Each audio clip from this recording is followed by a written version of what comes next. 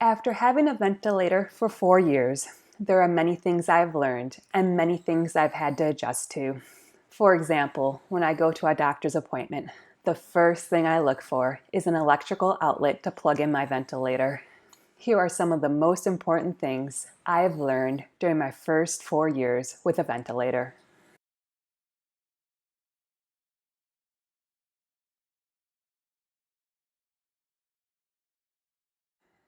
Many people do not know much about ventilators or tracheostomies. With that said, people are often nervous around me and will ask questions. A frequent question I am asked is, what happens when the power goes out? How do you breathe? I then explain my ventilator has a battery which lasts 6 to 8 hours. The person will then often remark, wow, that is a really good idea to have a battery on your ventilator. The ironic part is, I'm often asked these questions when in a parking lot, grocery store, or elevator, and my ventilator is running on battery. When in the emergency department and I need to go to CT, X-ray, or some other place in the hospital, I am often asked, is it okay to unplug your ventilator? Does it have a battery?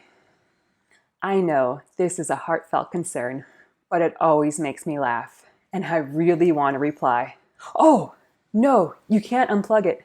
We will have to find some really long extension cords. One of my favorite situations to arise is when my ventilator tubing disconnects from my tracheostomy tube. People will freak out and will urgently scramble to reconnect my ventilator air hose to my tracheostomy tube. We got to get that back in. So they go and go and go, and it just makes me laugh so funny because the truth is, we do not need to constantly breathe. We pause between breaths. Being disconnected a few seconds from your ventilator will not put anyone into any distress. This next story always makes me laugh. I was in the intensive care unit and I had to go to the bathroom. I disconnected from my ventilator to use the bathroom, which was just a few steps from my bed. I did my thing. My nurse was helping me get back into bed when my doctor walks into my room. I have no idea if my physician was serious or not when she remarked, "You do know you are disconnected from your ventilator."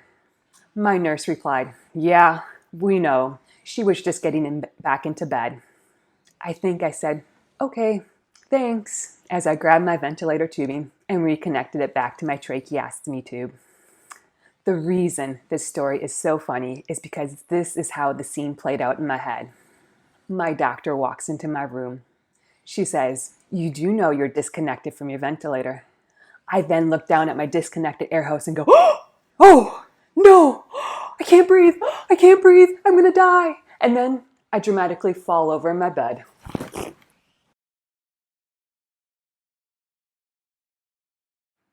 Many people in the medical field have little knowledge about ventilators and tracheostomies. Remember to be kind and help them out. With today's computers having touch screens, many people erroneously think my ventilator also has a touch screen. My ventilator only has a few buttons to push, and it is easy to see when a medical professional is trying to tap the screen to access the menu on my ventilator. I will be polite when I see the person's error and will ask what he will like to see on my ventilator. I will then push the buttons on the machine and get the person the needed information. Respiratory therapists are a great asset for outpatient medical care and in the hospital.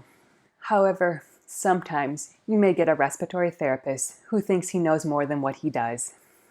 One respiratory therapist I had at the hospital yelled at me for everything I did. He walked into my room and started asking me questions. I then took out my syringe to deflate my cuff. The respiratory therapist yelled at me for deflating my cuff because he said, "This is very fragile. It can easily break."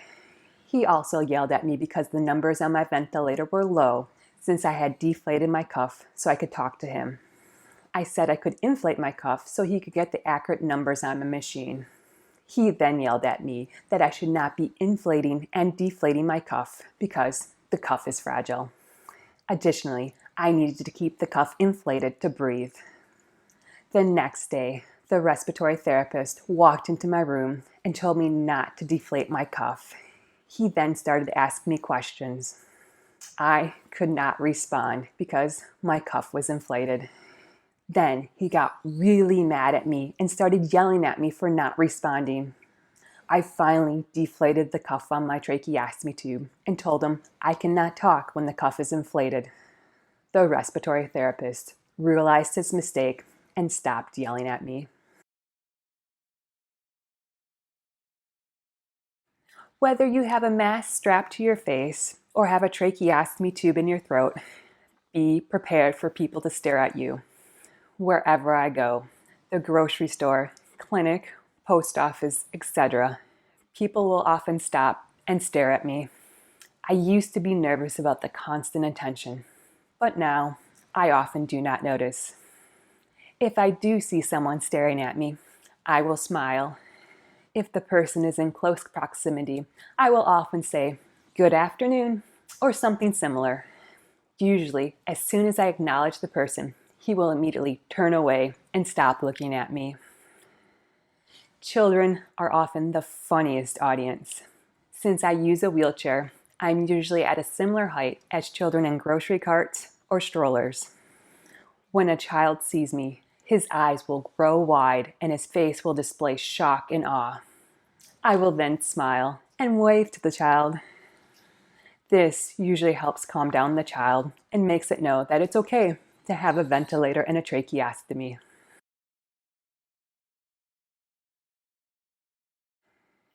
People are curious creatures and like to know information.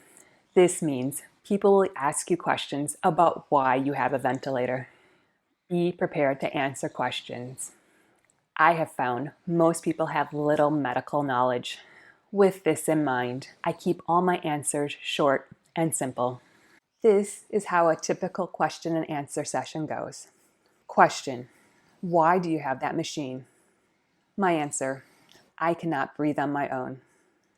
Question: why can't you breathe? My answer: I have weak muscles which prevent my lungs from being able to breathe in and out. Question: why do you have weak muscles? My answer: because they are not strong. Question: why aren't they strong? My answer: I have no idea. Another question and answer session will go like this. Question: what's wrong with you? My answer: nothing. Oh, do I have ketchup on my face? I really hope I don't have ketchup in my face. That'd be so embarrassing. I then leave, trying to wipe off invisible ketchup from my face.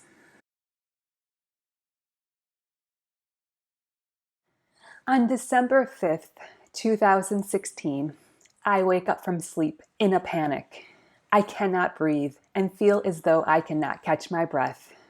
With fear and adrenaline pumping through my veins, I call my primary care clinic and tell them I'm struggling to breathe. I am told to come to the clinic at once. When I arrive at the clinic, I am immediately seen by a medical assistant. My vitals are taken. A physician is summoned and is panicked when he sees me gasping for air. Since I'm struggling to breathe, they find an oxygen tank and place me on oxygen. Eventually, my breathing starts slowing down. At my primary care clinic, there are approximately 15 resident doctors and 5 attending doctors. I believe for my appointment, I saw about 5 resident doctors and 1 attending doctor. They decide I need to be admitted to the hospital. Doctor and staff are in and out of my examination room. Orders are drawn up. I am taken via my wheelchair across the street, through a parking lot, and into the hospital. I hand my paperwork to the admissions desk and wait for a hospital room. The sun has set and the stars are shining when I'm finally taken up to a hospital room. I am nervous and fearful. I have not been inside a hospital in several years, and I have never been inside this hospital. After my nurse asks me endless questions and gets me registered into the computer, it is time to go to sleep. A respiratory therapist enters my room and tells me she is going to hook me up to a machine which will help me breathe. She attaches a bulky mask to my face. She tells me to relax and breathe. I am scared to death. The machine is forcing high-pressure air into my airways. I feel as though I'm going to die. I struggle and struggle to breathe. After 4 hours, I beg for the mask to be removed. I curl up in a ball and try to calm my nerves. This is all so overwhelming. I eventually fall to sleep. In the morning, I am told I'm going to be going home with a breathing machine. A medical equipment company drops off the machine at my hospital room. He shows me how to operate it. I am told to use it at night and anytime I feel as though I cannot breathe. I gather up my belongings and leave the hospital. I now have a ventilator. Thank you so much for joining me on my 4th anniversary of getting a ventilator. Please remember to like and subscribe down below. I hope you have a great day and a wonderful week. Bye-bye.